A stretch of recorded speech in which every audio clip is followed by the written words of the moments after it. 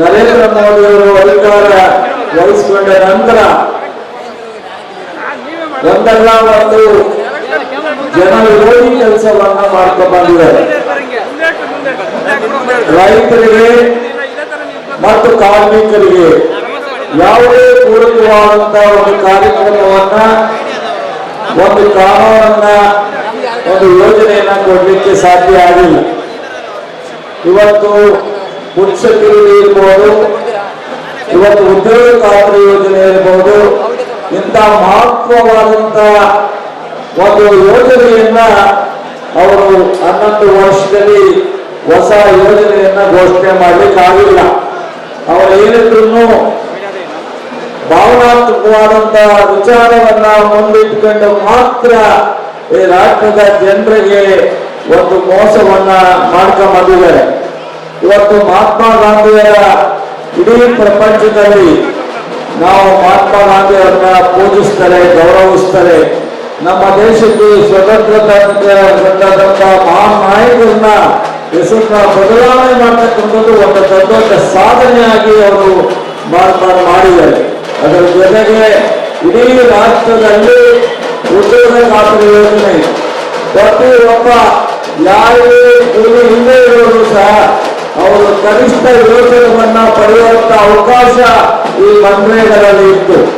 ಇವತ್ತು ಗ್ರಾಮ ಪಂಚಾಯತಿಯ ಸದಸ್ಯರು ಅವರು ಬೇಕಾದ ಕೆಲಸವನ್ನ ಗ್ರಾಮದಲ್ಲಿ ಉಪಯೋಗ ಆಗ್ತಕ್ಕಂಥ ಕಾಮಗಾರಿಯನ್ನು ತಗೊಂಡು ಅಲ್ಲಿರ್ತಕ್ಕಂಥ ನೌಕರರಿಗೆ ಕೆಲಸ ಕೊಡ್ತಕ್ಕಂಥ ಒಂದು ಅವಕಾಶವನ್ನ ಗ್ರಾಮ ಪಂಚಾಯತಿಗೆ ಇತ್ತು.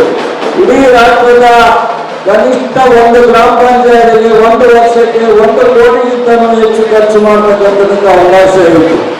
ಇವತ್ತು ಏನು ವೇಜಸ್ ರಿಯಾಲಿಟಿ 100% ಮತ್ತು ಬೇರೆ ಲೇಬರ್ ಕಾರ್ಡ್ ಮೆಟೀರಿಯಲ್ಗೆ 75% ಕೇಂದ್ರ ಸರ್ಕಾರ ಕೊಡಬೇಕು. ಇವತ್ತು ಅದನ್ನ 60-40ಗೆ ಬದಲಾವಣೆ ಮಾಡಿದ್ದಾರೆ. ಆದರೆ ಯಾವುದೇ ರಾಜ್ಯ ಸರ್ಕಾರಗಳನ್ನ ವಿಶ್ವಾಸಕ್ಕೆ ತೆಗೆದಲ್ಲೇ ಅವರೇ ತೀರ್ಮಾನ ಮಾಡ್ತಾರೆ. ಅವರು 60 ನಾವು 40 ಕೊಡೋದಾದ್ರೆ ಕೇಂದ್ರದವರು ರಾಜ್ಯ ಸರ್ಕಾರದ ಜೊತೆ ಮಾತನಾಡಬೇಕಾಗಿತ್ತು.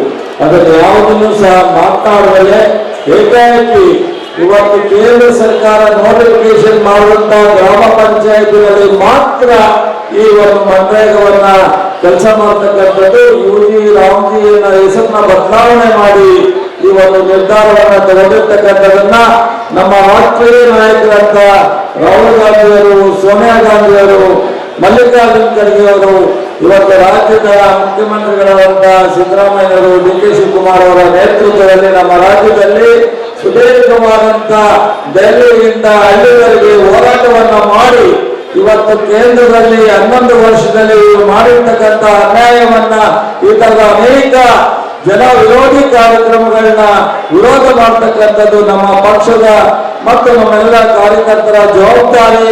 ಈ ರಾಜ್ಯದ ಹಿತದೃಷ್ಟಿಯಿಂದ, ಈ ರಾಷ್ಟ್ರದ ಜನರ ಹಿತದೃಷ್ಟಿಯಿಂದ, ಕಾರ್ಮಿಕರ ಹಿತದೃಷ್ಟಿಯಿಂದ ಈ ಒಂದು ಕಾರ್ಯಕ್ರಮನ ಮತ್ತೆ ಮನ್ರೇಗಾ ಕಾರ್ಯಕ್ರಮವನ್ನೇ ಮಾಡಬೇಕು, ಮುಂದುವರಿಸಬೇಕು, ಯುಜಿ ರಾಮ್ಜಿಯನ್ನ ಕೈಬಿಡಬೇಕು ಅನ್ನೋದು ನಮ್ಮ ಈ ಒಂದು ಸಮಾರಂಭದ ಈ ಒಂದು ರಾಜಭವನ ಚಲೋ ಒಂದು ವಿಚಾರ ಅಂತ ಹೇಳ್ತಾ ಇದನ್ನೆಲ್ಲ ಇಡೀ ಹಳ್ಳಿನಲ್ಲಿ ಈ ಕಾರ್ಯಕ್ರಮನ ವಿರೋಧಿಸ್ತಕ್ಕಂಥ ಕೆಲಸವನ್ನ ನಾವೆಲ್ಲರೂ ಜವಾಬ್ದಾರಿಯನ್ನು ತಗೋಬೇಕು ಅಂತ ವಿನಂತಿ ಮಾಡಿ ನನ್ನ ಮಾತು ಮುಗಿಸ್ತೀನಿ.